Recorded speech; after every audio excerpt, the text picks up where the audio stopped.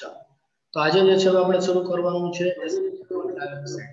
આપણે આગળના લેક્ચરમાં બેટા જે વાત કરી હતી, આગળના લેક્ચરમાં કાર્બન ડાયોક્સાઇડ વિશેની આપણે વાત કરી. કાર્બન ડાયોક્સાઇડની બનાવટ, બરાબર, ઔદ્યોગિક બનાવટ, પ્રયોગશાળાની બનાવટની વાત આપણે કરી. ત્યાર પછી રાસાયણિક પ્રક્રિયાઓની વાત કરી હતી, કાર્બન ડાયોક્સાઇડની ઉપયોગિતાની વાત કરી, ગ્રીન હાઉસ અસરમાં કેવી રીતે અસર કરે છે તેની આપણે વાત કરી હતી. ત્યાર પછી કાર્બન ડાયોક્સાઇડનું ઘન સ્વરૂપ એટલે સૂકો બરફ, એનું બંધારણ કેવા પ્રકારનું હોય, કાર્બન ઓક્સિજન વચ્ચે પી પાઈ પ્રકારના બંધનું નિર્માણ થાય, આ બધી જ ચર્ચાઓ આપણે આગળના લેક્ચર્સમાં ચર્ચા કરી. હવે આજનો લેક્ચર જે છે, આજના લેક્ચર્સમાં આપણે શેની વાત કરવાની છે, તો કે આજના લેક્ચર્સમાં આપણે સિલિકોનનો SiO2 silicon dioxide, silicon carbon dioxide નો હશે, શબ્દ આવશે સિલિકોન ડાયોક્સાઇડના સંસ્પંદન સુધી. એટલે સિલિકોન ડાયોક્સાઇડ વિશેની આપણે બધી વાત કરીશું. પૃથ્વી જે છે, પૃથ્વીમાં લગભગ 95% જેટલો પૃથ્વીના પોપડામાં સિલિકા અને સિલિકેટ રહેલું છે. સિલિકા એટલે SiO2, સિલિકેટ એટલે એનો ક્ષાર, SiO2 અને SiO2 નો સોલ્ટ એટલે સિલિકેટ તરીકે ઓળખવામાં આવે છે. સામાન્ય રીતે સિલિકોન ડાયોક્સાઇડ એ સિલિકા તરીકે ઓળખવામાં આવે છે, જે અનેક સ્ફટિકમય બંધારણ સ્વરૂપે જોવા મળે છે. SiO2 જે છે એ જુદા જુદા સ્ફટિકમય બંધારણ, સ્ફટિકમય બંધારણ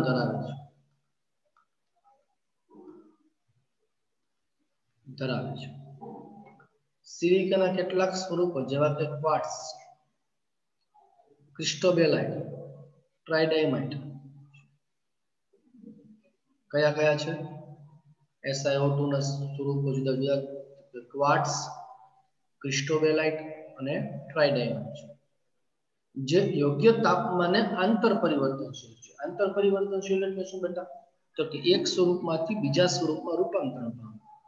ક્વાર્ટઝ છે તો એ યોગ્ય તાપમાને રૂપાંતર પામે છે ક્રિસ્ટોબેલાઇટ,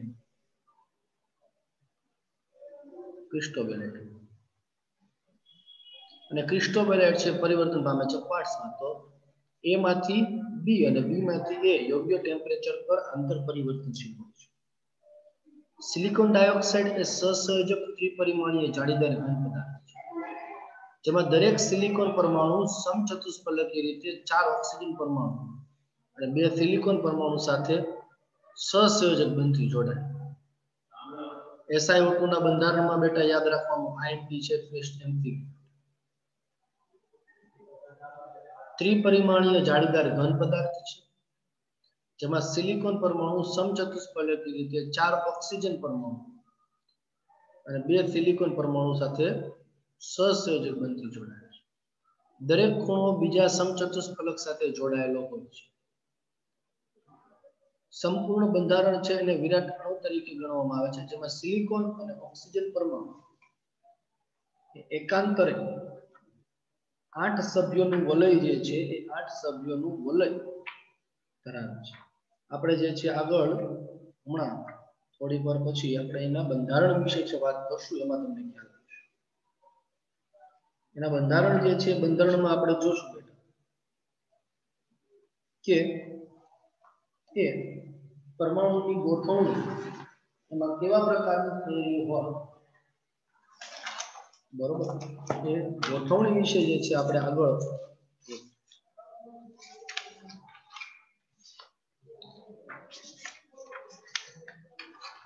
ત્યાર પછી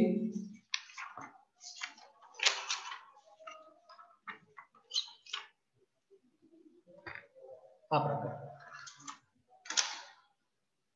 સમચતુષ્ફલકીય રીતે જે છે એ સમચતુષ્ફલકીય રીતે ગોઠવાયેલો હોય છે. સિલિકોન પરમાણુ એ ટેટ્રાહેડ્રલ ફોર્મમાં સમચતુષ્ફલકીય રીતે ગોઠવાયેલો. દરેક સિલિકોન પરમાણુ જે છે તે સમચતુષ્ફલકીય રીતે આ રીતે જાળીદાર રચના, જાળીદાર ત્રિપરિમાણીય રચના જોવા મળે છે. દરેક ખૂણો જે છે બીજા સમચતુષ્ફલકના ખૂણા સાથે જોડાયેલ. આ એક ખૂણાની જો વાત કરીએ તો આ સમચતુષ્ફલકીય ખૂણો, આમાં આપણને ચોરસ ખૂણો લાગે છે, ખરેખર વાસ્તવિક રીતે જોવા જાવ તો આ રીતે હોય. આ oxygen, silicon, oxygen silicon, oxygen silicon, oxygen silicon. આ સમચતુષ્ફલક કેવી કરે છે આ રીતે. આમાં આપણને 2 ડાયમેન્શનમાં દર્શાવી શકે આ રીતે. એ ખરેખર વાસ્તવિક રીતે આ રીતે સમચતુષ્ફલક. બરોબર, એનું બંધારણ. સિલિકા જે છે તેને સામાન્ય સ્વરૂપમાં સિલિકોન અને ઓક્સિજનની બંધની ઘણી વધારે એન્થાલ્પીના કારણે અક્રિયાશીલ છે. FiO2 જે છે સિલિકા એટલે રેતી, એની પ્રતિક્રિયાત્મકતા સૌથી ઓછી છે, અક્રિયાશીલ છે. કેમ તો કે સિલિકોન અને ઓક્સિજન વચ્ચે બંધ જે છે મજબૂત બંધ છે. મજબૂત બંધ હોવાથી એન્થાલ્પી ખૂબ વધારે છે. એન્થાલ્પી ખૂબ વધારે જોવા મળે છે. એટલા માટે તે ઊંચા તાપમાને હેલોજન, ડાયહાઇડ્રોજન અને મોટા ભાગના એસિડ તથા ધાતુઓનું પ્રતિકાર છે. ઊંચા તાપમાને સિલિકોન ડાયોક્સાઇડ હેલોજન સાથે પણ પ્રક્રિયા નથી કરતો, હાઇડ્રોજન સાથે પણ પ્રક્રિયા નથી કરતો અને એસિડ સાથે પણ પ્રક્રિયા કરતો નથી.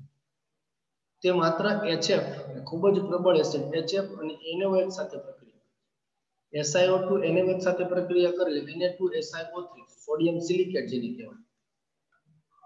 સોડિયમ સિલિકેટ Na2SiO3 અને SiF4 ટેટ્રાફ્લોરોસિલિકેટ કહેવામાં આવે છે.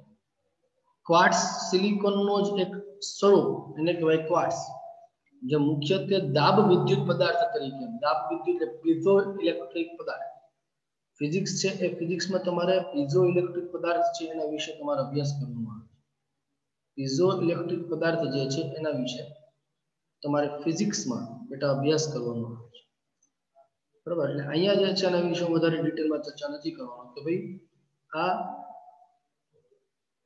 પીઝો ઇલેક્ટ્રિક દાબ વિદ્યુત પદાર્થ કોને કહેવામાં આવે એની અહીંયા ચર્ચા આપણે નથી કરતા, કારણ કે એ ઓલરેડી તમારે આગળ આવશે એટલા માટે આપણે એની ચર્ચા નથી કરતા. બરોબર, ત્યાર પછી જે છે આગળ વાત કરી કે તેનાથી અતિ ચોકસાઈ વાળી એટલે કે ક્વાર્ટઝ ઘડિયાળ, આધુનિક રેડિયો, ટેલિવિઝન પ્રસારણ અને ગતિશીલ રેડિયો પ્રત્યેના વિકાસ સંભવ બની શકતો. સિલિકા જેલ એ સુકવણીકરણ ડ્રાઇંગ એજન્ટ તરીકે, ઉદ્દીપક તરીકે તથા ક્રોમેટોગ્રાફીમાં પદાર્થોને મદદ કરતી છે. હવે ક્રોમેટોગ્રાફી શબ્દ પણ આમ જોવા જાવ તે તમારા માટે નવો જ છે, પણ છતાં ક્રોમેટોગ્રાફી શબ્દ વિશે પણ આપણે આગળના ધોરણમાં ભણેલા હશું. આગળના ધોરણમાં તમારે આવશે જ ક્રોમેટોગ્રાફી શું છે. બરોબર, એટલે એનો વિશે પણ અભ્યાસ છે હું ત્યાં તમને કરાવવાનો છું.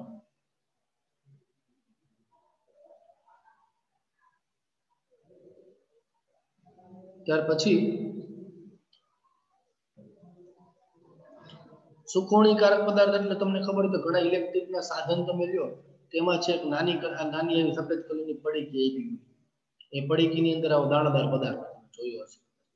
ઘણા ઇલેક્ટ્રિક સાધન હોય, ઘણી દવાઓ હોય, એ દવાઓની અંદર આવી પડીકી, એ પડીકી જે છે એ ભેજને શોષી લે એટલે એને કીધું સુકોણીકારક પદાર્થ તરીકે. સિલિકાનો અસ્ફટિકમય સ્વરૂપ અને કિસેલ ગુણ તરીકે ઓળખવામાં આવે છે. કિસેલ ગુણનો ઉપયોગ ગાળણ પ્લાન્ટમાં કરવામાં આવે છે. ગાળવાની જે પ્લાન્ટ હોય, ગાળણની ક્રિયા શુદ્ધિકરણ કરવા માટે પ્રક્રિયા. તો આપણે યાદ રાખવાનું ક્વાર્ટઝનો ઉપયોગ ક્યાં થાય છે બેટા અને સિલિકાનો ઉપયોગ ક્યાં થાય છે. સિલિકાની NaOH સાથેની પ્રક્રિયા અને HF સાથેની પ્રક્રિયાથી શું મળે આપણને. ત્યાર પછી વાત આપણે કરીએ સિલિકોન્સ. સિલિકોન્સ છે કોને કહેવાય? તેઓ કાર્બન સિલિકોનના પોલિમરનો એક સમૂહ છે જે R2SiO નો પુનરાવર્તિત એકમ છે. એટલે સિલિકોનનો પોલિમર, સિલિકોનનો પોલિમર અને સિલિકોન્સ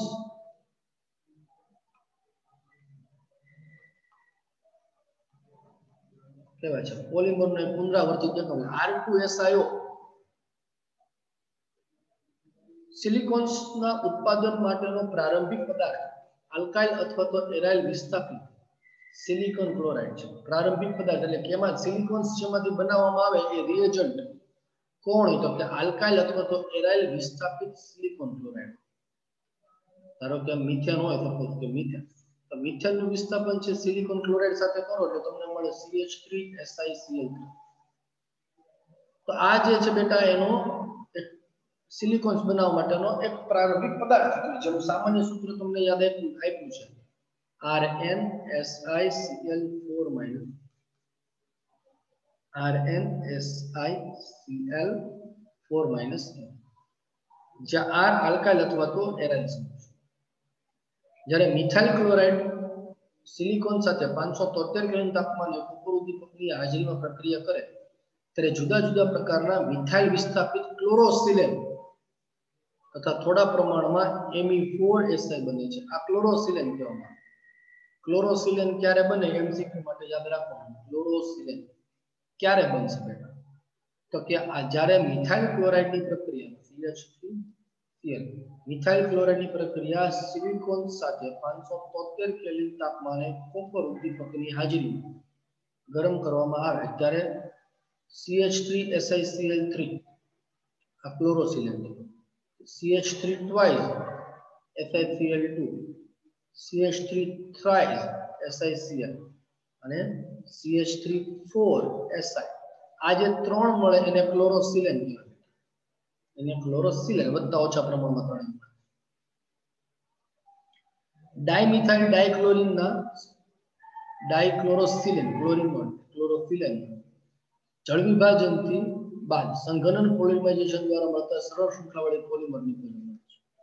એટલે આનું તમે જળ વિભાજન કરો ક્લોરોસિલેન CH3 twice SiCl2 તો તમને પોલિમર જે મળે એ સિલોન્સ પોલિમર તમને મળે.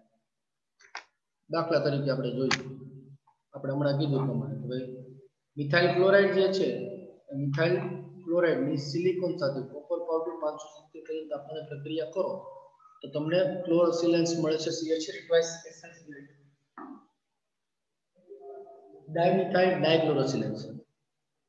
જેનું જળ વિભાજન કરો એટલે CH3 twice SiOH ક્લોરીનની સ્થાને OH આવે અને એનું પોલિમરાઇઝેશન શબ્દ વાપર્યો છે. પોલિમરાઇઝેશન એટલે ઘણા અણુ જોડે એટલે આ એક અણુ જો FiCH3 twice OH FiCH3 twice FiCH3 twice આનું પોલિમરાઇઝેશન પાણીનો અણુ દૂર થાય અહીંથી એક પરથી OH અને અહીંથી એક માંથી H દૂર થાય અને બંને ઓક્સિજન સાથે જોડાય એટલે જો જોડાણ SiO_Si બરોબર. એટલે એક પુનરાવર્તિત એકમ જે તમને આ પ્રકારનો મળે છે ઓક્સિજન SiO CH3CH3 SiCl3 અને સિલિકોન તરીકે સિલિકોન શબ્દ સિલિકોન્સ તરીકે વાપરવામાં છે. મોસ્ટ આયન સિલિકોન્સ તરીકે બરોબર છે.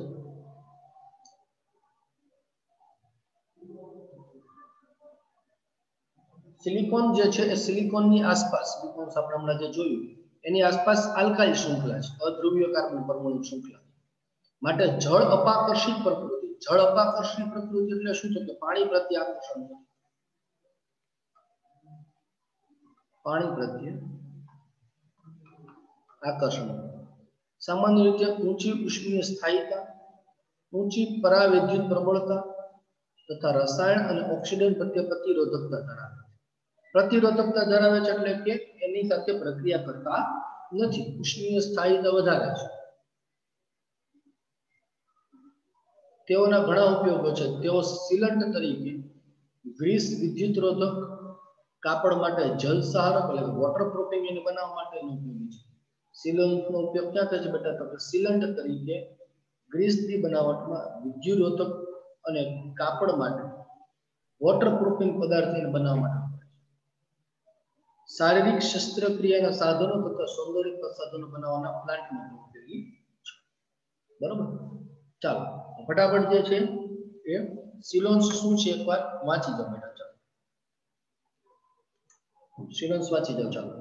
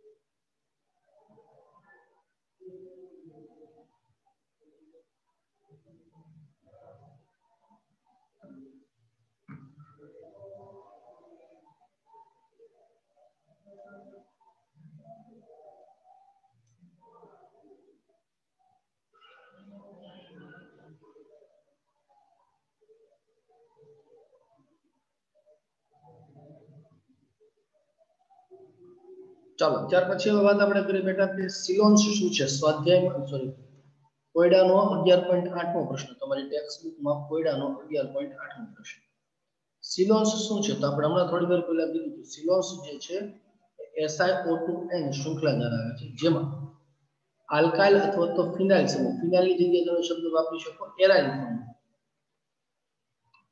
એરાઇલ સમૂહ દરેક સિલિકોનના બાકીના બંધ સાથે જોડાયેલા હોય છે સિલિકોન્સ જળ અપાકર્ષી પ્રકૃતિ ધરાવે છે જળ અપાકર્ષી પ્રકૃતિ એટલે વિધિ પ્રમાણે પાણી પ્રત્યે અપાકર્ષણ પાણી પ્રત્યે અપાકર્ષણ ધરાવે છે બરાબર છે તો સિલોન્સ સ્વાધ્યાયનો પ્રશ્ન પૂછે છે લાસ્ટ ટોપિક આપણે વાત કરીએ બેટા કે સિલિકેટ સંયોજનો આપણે વાત કરી સિલોન્સ SiO2 સિલિકા અને સિલિકેટ તો સિલિકેટ જે છે એ કુદરતમાં મોટી માત્રામાં સિલિકેટ ખનિજો સ્વરૂપે મળે છે જેમાં અન્ય ફેલ્સપાર ઝિયોલાઇટ માઇકા અને એસ્બેસ્ટોસ છે સિલિકેટની સાથે સાથે મળી આવે સિલિકેટનો પાયાનો બંધારણીય એકમ Si4-4 છે એનો ક્ષાર Si4-4 એ પાયાનો એકમ છે જેમાં સિલિકોન પરમાણુ એ 4 ઓક્સિજન પરમાણુઓ સાથે સમચતુષ્ફલકીય રીતે ગોઠવાયેલો છે ઓક્સિજન માઇનસ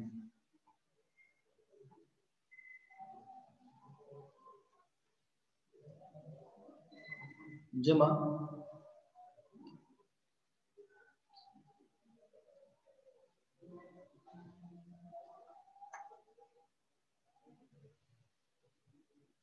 ઓક્સિજન પરમાણુ એ સિલિકોન પરમાણુ 4 ઓક્સિજન પરમાણુ સાથે સમચતુષ્ફલકીય રીતે ગોઠવાયેલો છે જોઈ શકો છો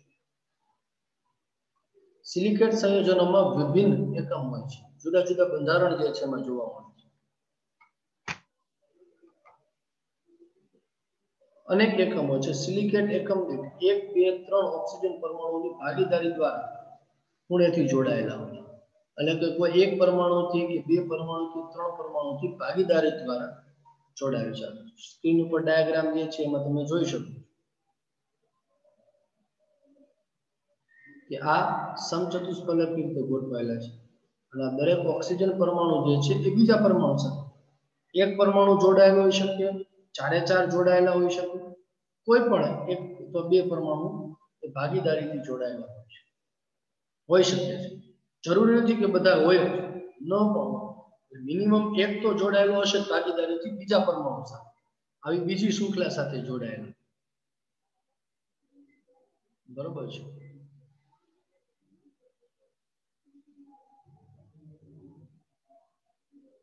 જ્યારે સિલિકેટ એકમો એકબીજા સાથે જોડાય છે ત્યારે શૃંખલા વલય અથવા તો ત્રિપરિમાણીય બંધારણ સ્વરૂપે જોડાય છે ત્યારે શૃંખલા વલય અથવા તો ત્રિપરિમાણીય બંધારણ સ્વરૂપે તમને જોવા મળે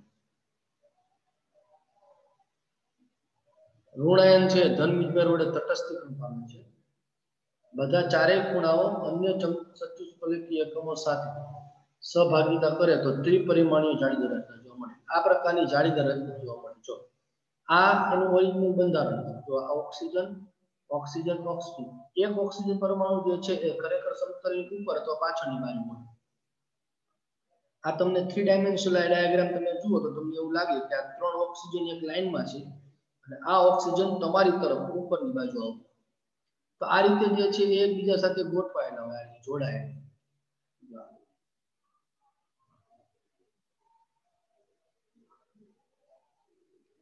આ રીતે એની રચના જે છે જોડાયેલી છે અને અહીંયા લખ્યું છે ત્રિપરિમાણીય જાળીદાર રચના કરે છે સમચતુષ્ફલકીય એકબીજા સાથે ગોઠવાય બરોબર ત્યાર પછી જીઓલાઇટ વિશે આમ તો આપણે અત્યારે જે રનિંગ હાઇડ્રોજન ચેપ્ટર છે એ હાઇડ્રોજનના ચેપ્ટરમાં એના વિશે ડિસ્કશન કરવાનું આવશે સિલિકોન ડાયોક્સાઇડની ત્રિપરિમાણીય જાળીદાર રચનામાં જો થોડા સિલિકોન પરમાણુનું વિસ્થાપન એલ્યુમિનિયમ પરમાણુ દ્વારા કરવામાં આવે તો મળતા એકંદરે બંધારણને એલ્યુમિનો સિલિકેટ કહેવાય જે ઋણ વીજભારિત છે. સિલિકોન ડાયોક્સાઇડની ત્રિપરિમાણીય જાળીદાર રચના, એમાં સિલિકોનની જગ્યાએ જો એલ્યુમિનિયમનું વિસ્થાપન થોડા પ્રમાણમાં થાય તો એને કહેવાય એલ્યુમિનોસિલિકેટ,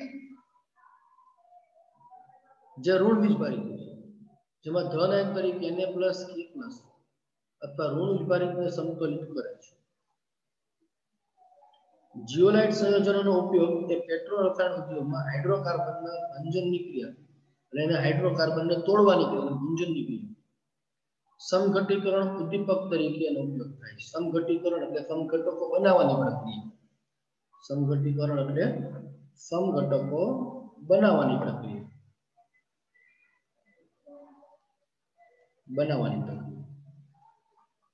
હાઇડ્રોકાર્બન ભંજન એટલે કે મોટા આણ્વિક દળ ધરાવતા હાઇડ્રોકાર્બનમાંથી નાના આણ્વિક દળ ધરાવતા હાઇડ્રોકાર્બન મેળવવાની પ્રક્રિયા ભંજનની ક્રિયા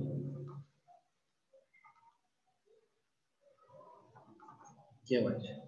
દાખલા તરીકે પેન્ટેન છે તો પેન્ટેન માંથી બ્યુટેન અથવા તો પેન્ટેન માંથી મિથેન, ઇથેન ઓછા આણ્વિક દળ ધરાવતા હાઇડ્રોકાર્બન મેળવવાની ક્રિયાને ભંજનની ક્રિયા કહેવાય. એમાં ઝિયોલાઇટનો ઉપયોગ થાય છે, ઉદ્દીપક તરીકે થાય છે. આ બંધારણ જે છે બેટા તમને સ્ક્રીન ઉપર ઝિયોલાઇટના દેખાય છે. આ ત્રણ જુદા જુદા સ્ટ્રક્ચર્સ એ ઝિયોલાઇટના છે, આપણે યાદ રાખવાનું નથી, બરોબર? પણ આ પ્રકારની એક જાળીદાર રચના છે એ ઝિયોલાઇટની તમને જોવા મળે છે. ઝિયોલાઇટનો એક પ્રકાર છે ZSN5. ઝિયોલાઇટનો પ્રકાર છે જે આલ્કોહોલને સીધું જ ગેસોલિનમાં રૂપાંતરણ કરવા માટે વપરાય છે. આલ્કોહોલને ગેસોલિન, ગેસોલિન એટલે પેટ્રોલ, પેટ્રોલમાં રૂપાંતરણ કરવા માટે.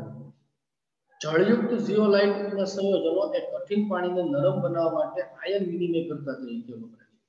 આ ટોપિક જે છે આપણે રનિંગ જે હાઇડ્રોજનનું ચેપ્ટર છે એ હાઇડ્રોજનના ચેપ્ટરમાં વચ્ચે આવશે કે કઠિન પાણીને નરમ પાણીમાં રૂપાંતરણ કરવા આ પ્રકારનું થાય છે, બરોબર?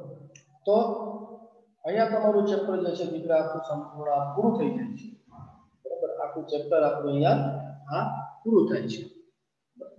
અત્યારે હવે જે છે તમારું